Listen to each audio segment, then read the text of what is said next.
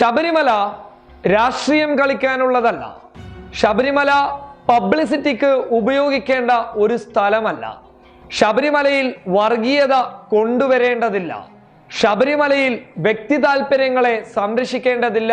വ്യക്തി നേട്ടങ്ങൾക്ക് വേണ്ടി ശബരിമലയെ ഉപയോഗിക്കേണ്ടതില്ല. 100-ൽ 100 പ്രാവശ്യം മാധ്യമങ്ങൾ ശോഭാ സുരേന്ദ്രനോട് കെഞ്ചി പറഞ്ഞപ്പോൾ അന്ന് അനുസരിക്കാൻ പോലും ശോഭാ സുരേന്ദ്രൻ തയ്യാറായിരുന്നില്ല. ഒടുവിൽ ഹൈക്കോടതി തന്നെ തുറന്നു പറഞ്ഞു പബ്ലിസിറ്റിക്ക് വേണ്ടി ശബരിമലയെ ഉപയോഗിക്കരുത് എന്ന്. 25,000 രൂപയുടെ ഒരു പിഴയും ഹൈക്കോടതി ശോഭാ സുരേന്ദ്രന് കൊടുത്തു. മാപ്പ് പറഞ്ഞ് തടിയൂരി എന്ന വാർത്ത കടന്നു വന്നപ്പോൾ അതിനെ ന്യായീകരിക്കുകയും ശോഭാ സുരേന്ദ്രൻ ചെയ്തു. അതിനിടയിൽ ശോഭാ സുരേന്ദ്രൻ ഒരു വലിയ അബദ്ധം പറയുകയും ചെയ്തു. അറിയാതെ പറഞ്ഞതായിരിക്കാം, പക്ഷേ ഇന്നത്തെ വിഷയവുമായി ബന്ധപ്പെട്ട് അതിനെ അബദ്ധമെന്ന് തന്നെ വേണം വിശേഷിപ്പിക്കാൻ.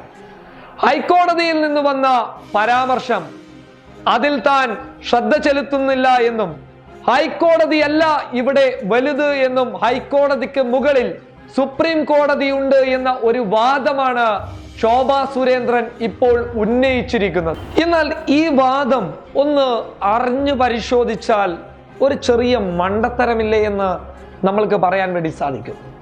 അതായത് ശബരിമല വിഷയത്തിൽ സ്ത്രീ പ്രവേശന വിധി കൊണ്ടുവന്നത് സുപ്രീം കോടതിയല്ലേ?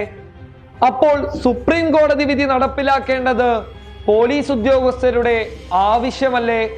അതിനുവേണ്ടി അവിടെ സംഘർഷമുണ്ടാക്കാൻ ശ്രമിച്ചവരെ പോലീസിന് നീക്കം ചെയ്യേണ്ടതില്ലേ? ഇനി അവിടെ സംഘർഷമുണ്ടാക്കി പോലീസിനെ കൈകാര്യം ചെയ്യുന്ന അവസ്ഥയിലേക്ക് എത്തിയാലോ അവരെ ലാത്തി കൊണ്ട് തന്നെ നേരിടേണ്ടതില്ലേ? ഇനി സ്ത്രീകൾ കടക്കുമ്പോൾ അവരെ ഉപദ്രവിക്കാൻ ചെന്നവരെ നോക്കുകുത്തിയായി നോൽക്കാൻ വേണ്ടിയല്ലല്ലോ പോലീസിനെ സുപ്രീം കോടതി വിധി നടപ്പിലാക്കാൻ അവിടത്തേക്ക് സർക്കാർ അയച്ചത്. അപ്പോൾ എന്ത് ചെയ്യണം?